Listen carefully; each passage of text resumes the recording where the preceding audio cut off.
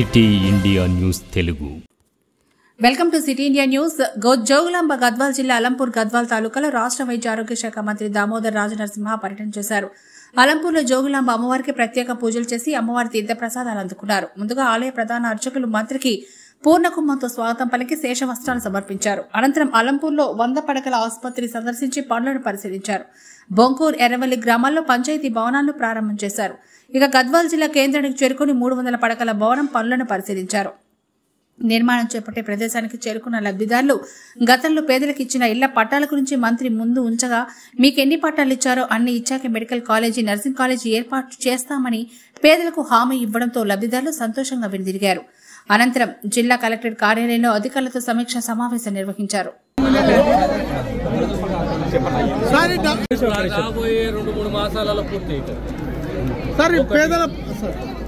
Hospital పూర్తి అవుతుంది.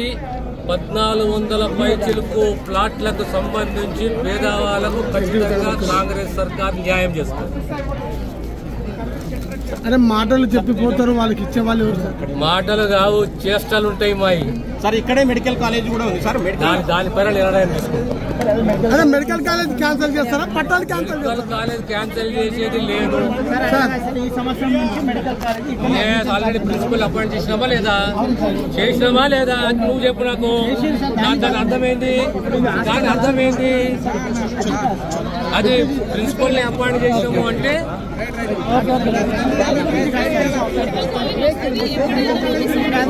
ఏమంటున్నారంటే 300 బెడ్స్ లో మెడికల్ కాలేజ్ ఉంటుందా లేకపోతే హాస్పిటల్ అనుబంధంగా మెడికల్ కాలేజ్ ఉంటుంది కదా. మెడికల్ హాస్పిటల్ లేని మెడికల్ కాలేజ్ ఉంటుందా?